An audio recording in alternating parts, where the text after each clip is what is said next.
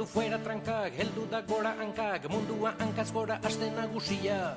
Ederraren ederra, sabeleko elderra, nola denostadarra, eurita eguzkia. Zabaldu fuera trankak, heldu da gora hankak, mundua hankaz gora aste nagusia. Ederraren ederra, sabeleko elderra, nola denostadarra, eurita eguzkia. Zabaldu fuera trankak, heldu da gora hankak, mundua hankaz gora aste nagusia. Ederraren ederra, sabeleko elderra, nola denostadarra, eurita eguzkia. Zabaldu fuera trankak, heldu da gora hankak, mundua hankaz gora aste nagusia. Hara gargantua begoñakoan. Arratsaldeon entzule maitia, konpartzen ordua entzuten ari zara, 87 irratiaren sintonian.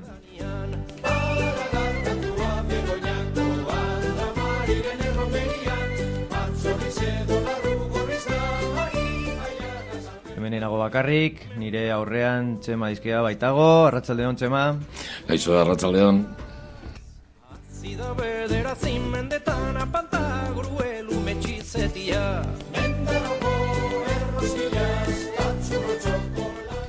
Gure lehenengo saio honetan Bilboko konpartzen federakundeko lagunak izango ditugu gure estudioan.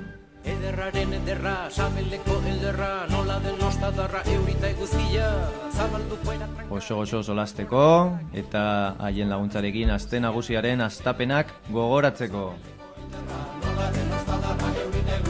Ongi etorri konpartzen ordura.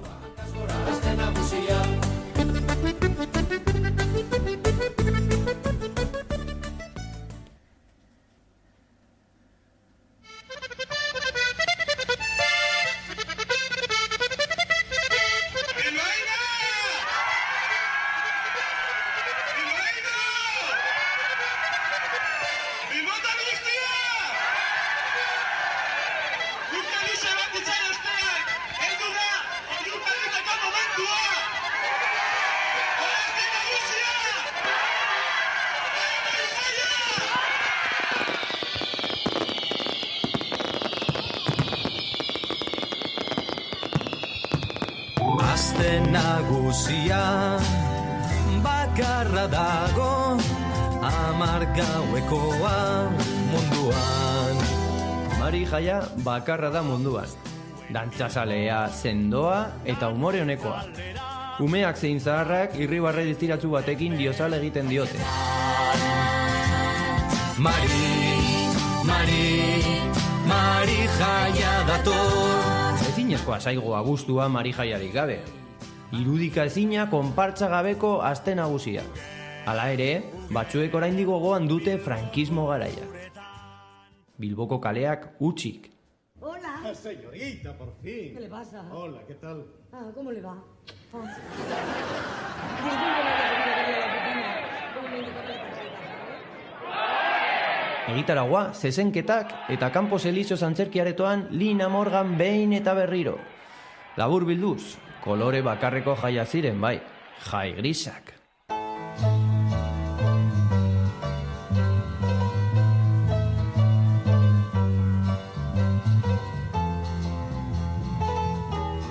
Mila 1978an ordea, Bilbo zeharo aldatu zen. Aste nagusia herritaratzeko lehiaketa batekin hasi omen zen guztia. Gero, lehiaketan aurkeztutako ideia guztiak gauzatzeko asmorekin jai batzordea osatu zen.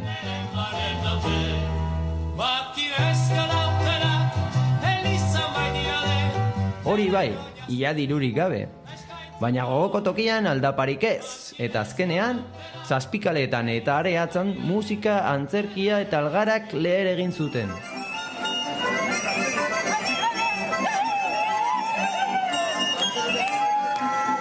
Urte asko igaro dira, baina Mari jaia lehengo lepotik burua jarraitzen du, eta Bilboko aste nagusia eta inauteriak izaera herrikoiari eta aldarrikatzaileari eusten diote.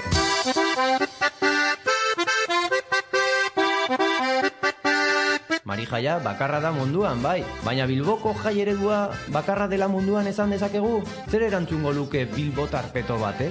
Gotxatar lojua, ez eidoaz batera, batak edo bestea, zoratu eginda.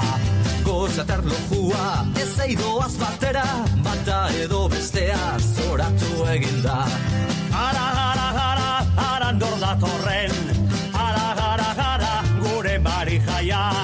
Ene, oiaiene bada, aste hau pasata berriro jango da. Mari jaia Beno, tira ba. Esan dugu moduan gaur lehenengo saioa dugu, eta aste nagusiaren lehenengo urteak hartuko dugu izpide. Eta horretaz mintzatzeko hemen daude, Iker eta Itxaso, arratsaldeon, Mikote. Arratsaldeon. Bueno, hirukote esan behar, ezta? Bai. Ikerrek ekarri baitu lagun bat, zintzo dagoena. Hemen dago txakurtxoa. Bueno, ba, ongitorri 97 irratiaren estudiora. Az gaitezen, konta iguzu ez, zer da Bilboko konpartzak, ez? Ez gara arituko inguruan gehiago. Holan, zuzenean, zer da zuentzat Bilboko konpartzak? Amalgama bat. Hori, nik esan nahi nun Bilboko konpartzak federazio bat da, baina dau izena, ematen diona, hori federazioa da, baina Bilboko konpartzak zer da, ba, ametsak, jendea, jaiak, proiektu asko, ez dakit, bizitzeko era bat, bai, igual, izan leike. Bizitzeko gogoa. Bueno, oso sakon ikusten zaituztek hori holan azteko aldeko, eta bien, zenbat konpartza zarete hor Bilboko konpartza, eta ia konpartza guziak hor barruan dauden. Azkenen urtetan, gero eta jende gehiago nahi du Bilboko konpartzetara gehitu. Da, azken 2 urtetan, 3 konpartza gehiago dekoguz. Eta guztira, 30 gara, momentu honetan. Hori da. Izen guztiak ez dugu zekarri, ez dugu karri zerrenda. Bueno. Ez baina, hor agertzen, Bilboko jaietan agertzen diren konpartza guztiak, konpartza hori federazioan daude edo? Bueno, konpartza berez, bai, gero daude txosna batzuk, txosna gunetik edo kanpoan, eta bebai badaude 2 edo 3 konpartza, federaziotik kanpo daudenak, batzuk barnean egondakoak eta irten zirenak, eta beste batzuk, ba, igual ez dabe pentsau gurekin parte hartzerik zeukatela edo alako zeo zer. Eta, bueno, azte nagusiaz ari gara, baina Bilboko konpartzak edo federakundeak ere antolatzen ditu urtean zehar hainbat ekitaldia, enbagoz, ezta? Bai, bileraz gabiltza azken aldi hontan. Eta urtean zehar gauza asko, azte nagusiaz gain gauza asko egiten dira, ez? Oin berri pasata dago Santo Tomas, edo Tomas deuna parkatu. Prestatzen ari gara buru belarri inauteri barriztua, eta gure azkenen urtetako lanaren ondorioz jai batzorde mistuaren inauteri izango dana, eta, bueno, Horretan gabiz. Bueno, hemen behar diguzue, nazen da, lentasun bat edo lako primizia bat, zer gertatuko da inauterietan? Galkan eman punto, sekreturen bat mesedez. Bueno, Itxasok esan duen moduan, landalan gaude aurten, aber posible dan, hainbat urte pasata Bilbotarrok eukidezagun inauteri bateratua, komisio mistoak, instituzioak eta Bilboko konpartzak batera egiten dugun inauteria. Hori da gure intentzioa eta lortzen dugun, horretan gaude. Eta Bilboko konpartzen federakundeko kideak izateaz gain, konpartza bateko kideak zaret, ezta? Zein da konpartza hori, konta eguzu pixka bat eta zuentzate zer da konpartza kidea izatea? Haupa, Iker, zuria dago lehenago zerrenda. Bueno, ni bizizaleak konpartza ekologistako kidea naz.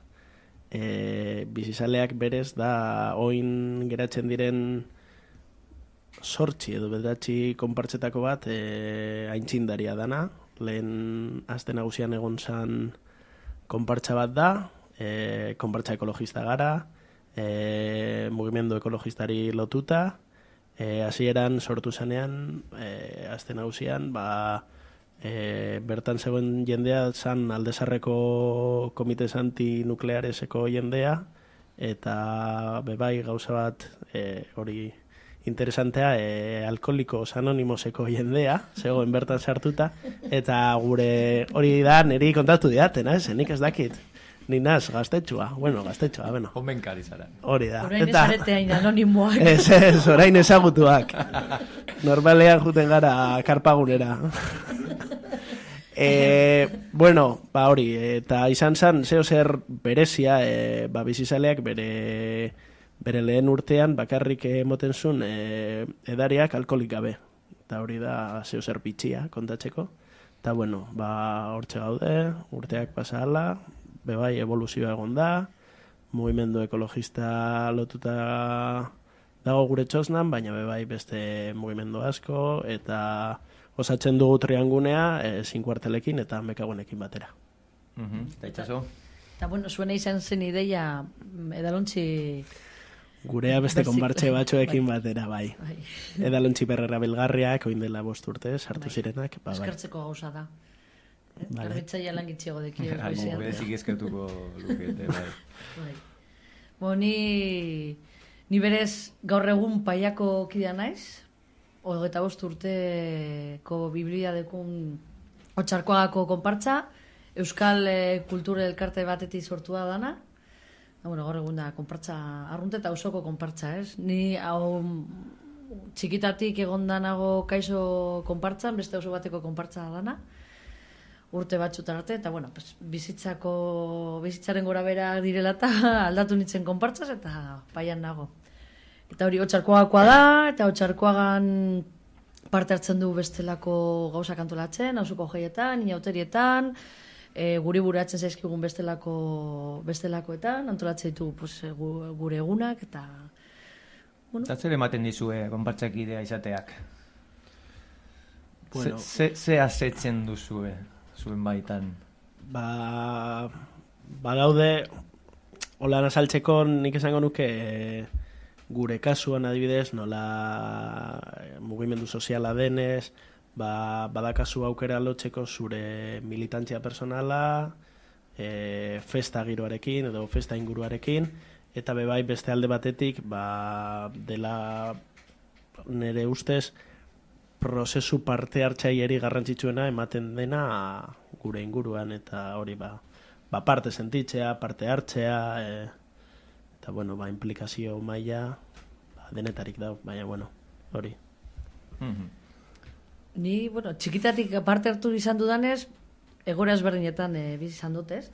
Ni goratzen dut txikitan zela, mozorratzea, parte hartzea bera, baina divertitzea, eta nik uste dut hori gure osasun mentalaren parte oso garrantzitsua dela, eta divertimendu ere beharrezkoa dugula, ez? Eta gero ja urteekin lotzen duzu, bera bezala, gure kasuan auzoko konpartzak izan da bestelako ideia batzukin, ez? Kalea okupatzea, kalean egotea, zure lagunekin, bestelako zure osoko jendearekin gauzak antolatzen, zuzeuko antolatzea hori, eta hori garrantzitsua dela, ez? Zuzeuko antolatzea, batez be. Eta gero parte hartzea eta gozatzea hori antolatzen, eta disfrutatzen antolatuko. Txikitatik bizizan baduzu hori... Nik uste dut ezberdina dela, gaur egun bestelako perspektibare badekote, apur baina militante, eta ezin digutela dena eman, eta egin behar dugula guko kaleak okupatu, eta... Agian lehenengo saioko lehenengo zati honekin amaitzeko, eta gero, hitz egingo dugu Luis Fuentesekin, pixkat errepaso bat egingo diogu, este nagusiko edo jai eredu parte hartzaile hauen lehenengo urratsak aztertuko ditugu erarekin, baina zuek zer eskertzen diezue eredu hau martxan jarri zutenei? Zer eskertzen diezue? Batez ere eredua bera eta kolektiboei jakina ez bakarrik pertsona.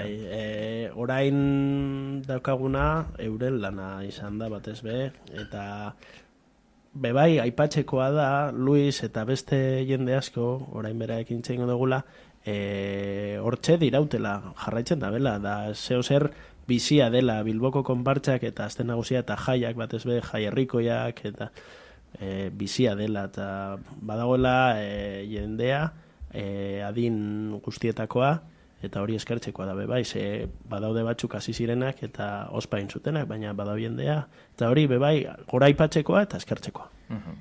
Eta nik uste dut ere, lehen aipatu dana amalgama badala, eta nik uste dut hori garrantzitsua dela, hemen gaude, ama bakoitzeko bi, eta jai batzordean horren nagoela tratatu behar duzu gai pilo bat, eta adostasunetara iristen gara gai askotan, eta oso iritzi ezberdinetako jendea gaudela, eta dena batera eraman alizatea proiektu aurrera, nik uste dut hori oso garrantzitsua dela, bai, eta eskertzekoa dela.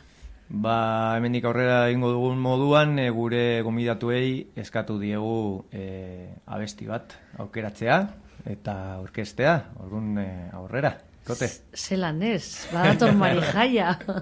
Eta datorrela urte luzez. Hori da, Kepa Junkerak sortutako abestia, Kepa Junkerak sortutakoa, eta Edorta Jimenezen hitzak, 1997 eta bueno, guretzako gure himnoa izango zen. Izan zen urte horrena. Aukeratutako abestiarekin. Abuztuen Bilbon, danok kalera, katuek eurek be jaietan. Mari jaia dator. Mari jaia dator. Uger, Bilboko uretan. Mari jaia dator. Abuztuan dano, zade eta gazte, gizon eta andre jaietan.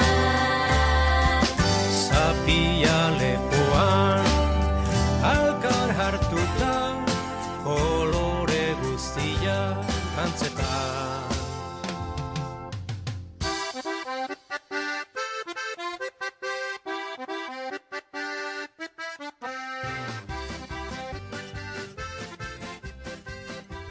Bien, pues como os hemos anunciado al principio de este programa de Konpartzen Ordua, en este primer programa queríamos hablar también de los inicios del modelo de fiestas participativo jai eredu parte hartzailea de Aste Nagusia, y para ello pues tenemos al otro lado del teléfono a Luis Fuentes, que es miembro de la comparsa Ontzak, y bueno, yo creo que nuestros invitados pueden presentarle mejor que yo mismo. Itxaso, que os animáis a presentar a Luis. Sí, bueno, aquí Luis es un referente dentro de Bilboko Konpartsak.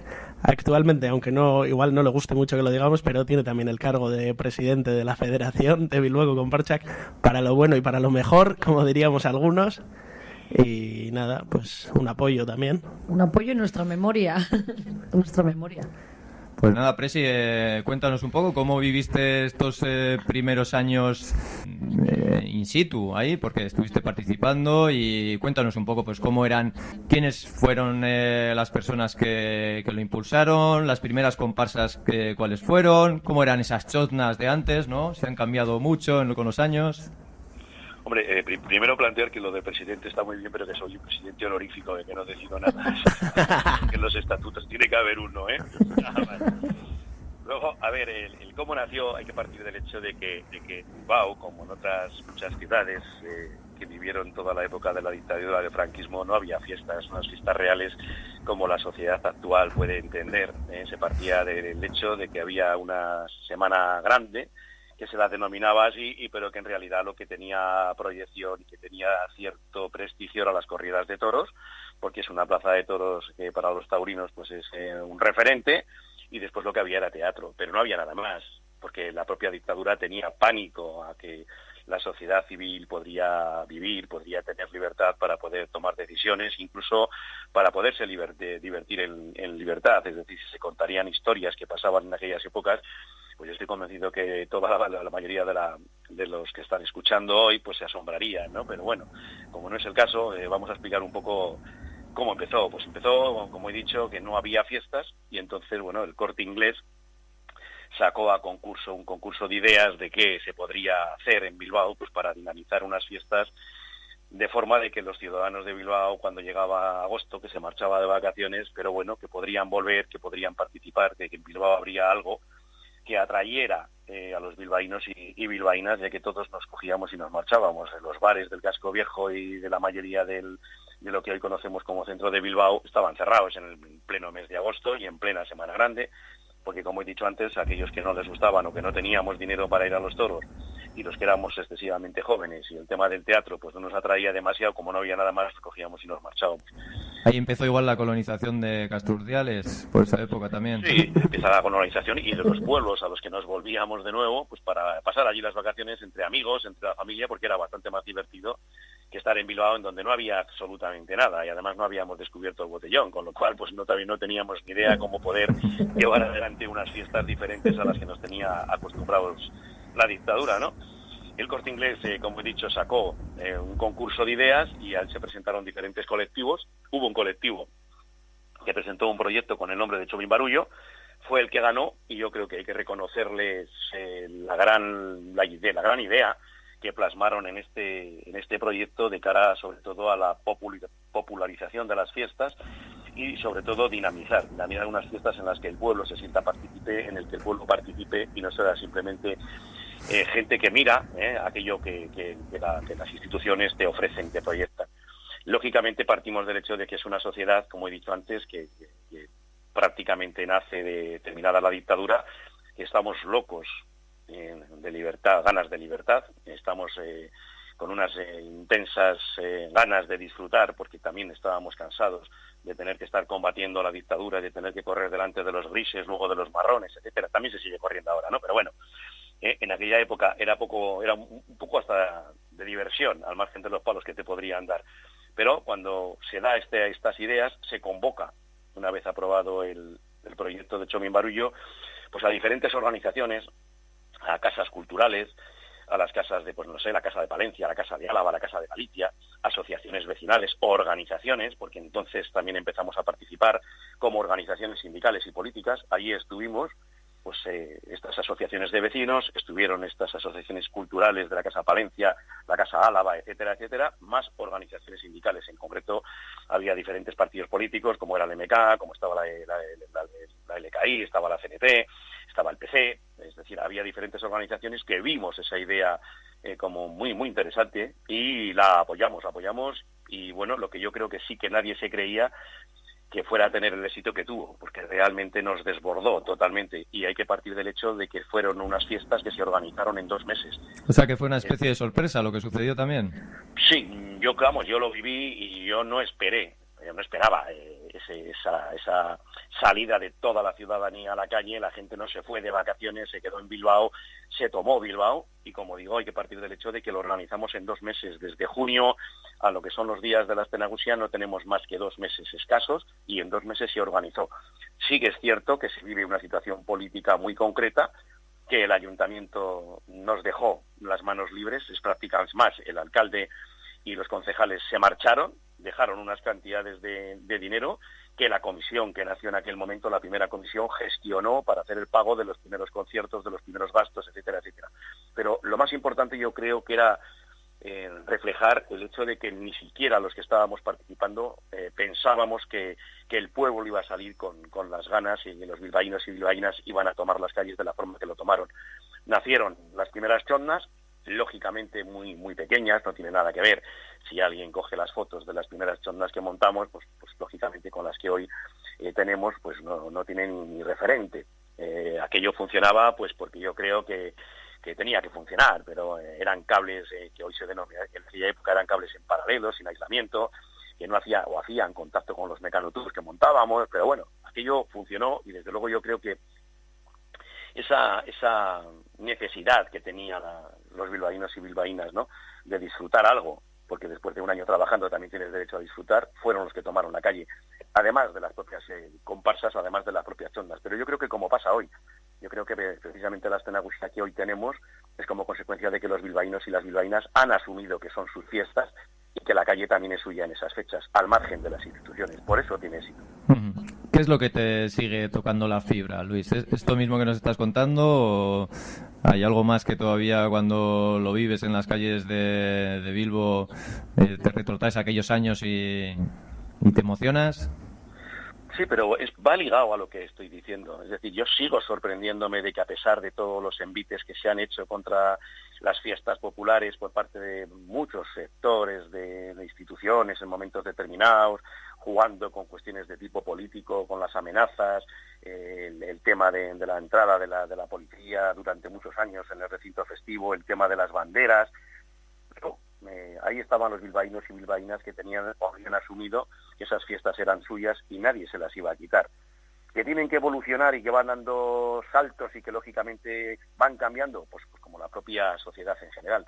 Es decir, los que hoy tenemos 62 años como yo, pues lógicamente la gente joven que hoy tiene 20 y tantos no es la época que yo cuando tenía 20 y tantos, es otra, y como tal hay que asumirlo. Pero yo creo que lo más importante a reflejar es de que los ciudadanos de Bilbao y ciudadanas de Bilbao han asumido que las fiestas son suyas, que la calle es suya y que las instituciones están simplemente para servir al pueblo, que entre otras cosas eso dicen aunque no lo hacen, pero bueno, sí que es una realidad que está ahí. Y luego algo que me sorprende además de la ciudadanía es de que hemos sido capaces, todos los ciudadanos y las comparsas en general, las que están y las que desaparecieron, que también dejaron un pozo importante porque dejaron un trabajo que estuvieron realizando con los que hoy todavía seguimos, es el hecho de que proyectamos unas fiestas no solamente además para los bilbaínos y bilbaínas, sino para todas las personas, a todos los ciudadanos que vengan de donde vengan, tienen un sitio abierto, porque son fiestas populares, abiertas, participativas, en el que cada uno pues va a buscar el espacio que mejor le venga bien. Pueden ser conciertos, pues puede ser bailar en el arenal entre las chondas, puede participar en el gastronómico, puede estar en el lugar de donde están los, bueno, ahora se nos han llevado fuera, ¿no?, lo de las carpas de los críos. Pero yo creo que en general, por una parte los bilbaínos hemos asumido que esto es nuestro, pero además invitamos a que todos los demás vengan a compartir con nosotros esos días de alegría y de fiesta. Y yo creo que va a ser muy difícil que nadie lo pare. Como he dicho antes, va a ir variando porque es lógico y natural, pero las fiestas están ahí y no hay que olvidar que hay un estudio realizado ya hace más de 10 años en el que dice que la Aste Nagusia de Bilbao está entre las 3 mejores fiestas de Europa. No dice ni la segunda, ni la primera, ni la tercera. Está entre las 3 mejores. Cada uno le debemos de poner donde creemos que debe de estar. Yo lógicamente creo que es la mejor, pero eso es otra historia. Muy bien, Luis. Pues muchas gracias por compartir con la audiencia de la Argoita Masazpi Ratia estas impresiones sobre la Aste Nagusia, sobre las fiestas populares de Bilbo. Y bueno, tenemos que despedir a Luis. Se nos acaba el tiempo. Eskerrik asko ere bai Iker eta Itxaso hemen egoteagatik la Argoita Masazpi Ratiko estudiotan. Amaiera eman behar diogu lehenengo saio honi. Hala ere, badakizue egongo garaela hemen astero, eta beste batean jakina aukera izango dugu Bilboko konpartzeko kidekin berriz berba egiteko, eta zu entzule maitea gogoratu aste azkenero itzordua duzula, konpartzen orduan, saioarekin, aste hona izan. Agur. Agur. Agur. Kaskora Aste Nagusia Sabeleko elderra, nola denostarra, eurita eguzkia, zabaldu fuera trankak, heldutagora hankak, mundua hankazora Aste Nagusia. Ederraren ederra, sabeleko elderra, nola denostadarra, eurita eguzkia, zabaldu fuera trankak, heldutakora hankak, mundua hankazkora Aste Nagusia. Ederraren ederra, sabeleko elderra, nola denostadarra, eurita eguzkia, zabaldu fuera trankak, heldutagora hankak, mundua hankazora Aste Nagusia. Ara gargantua begoñakoan, dramariren erromerian, mantxorriz edo larru gorriz da mari jaiagaz alberdanian. Ara gargantua begoñakoan, dramariren erromerian, mantxorriz edo larru gorriz da mari jaiagaz alberdanian. Mendaroko erroskillaz ta txurro txokolatiaz, azida bederatzi mendetan apanta gruelu metxizetia.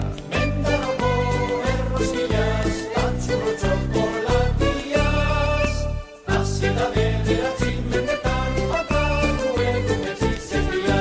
Ederraren ederra, sabeleko elderra, nola denostadarra, eurita eguzkia, zabaldu fuera trankak, heldutagora hankak, mundua hankaz gora Aste Nagusia.